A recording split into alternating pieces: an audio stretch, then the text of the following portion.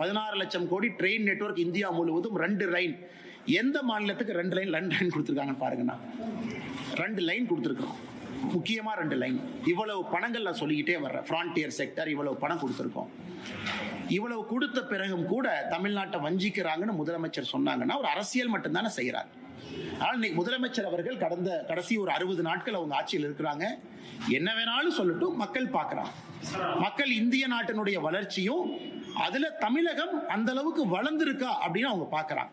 இன்னைக்கு ஒரு பக்கம் டிஆர்பி ராஜா அவர்கள் சொல்றாங்க, எங்களுடைய போட்டி மற்ற மாநிலங்கள் கிடையாது, ஐரோப்பிய நாடுகளோடு போட்டி போடுறோங்கிறார். தமிழ்நாடு மாநிலம் நாங்கள் ஐரோப்பிய நாடு தான் எங்கள் போட்டி. வரவேற்க வேண்டிய விஷயம், அந்த அம்பிஷன் இருக்கட்டும். ஆனா ஐரோப்பிய நாடுகளோட போட்டி போடுறவங்க ஸ்டாட்டிஸ்டிக்ஸ் கொடுங்க.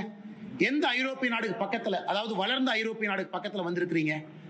எந்த அளவுக்கு அடுத்த கட்ட வேலை வாய்ப்பை உருவாக்கி இருக்கிறீங்க? எதுவுமே இல்லை. இன்னைக்கு சும்மா பேச்சுக்காக அவர்கள் பேசிக் கொண்டிருக்கின்றார்கள். மக்கள் 2 பக்கத்தையும் பார்க்கறாங்க.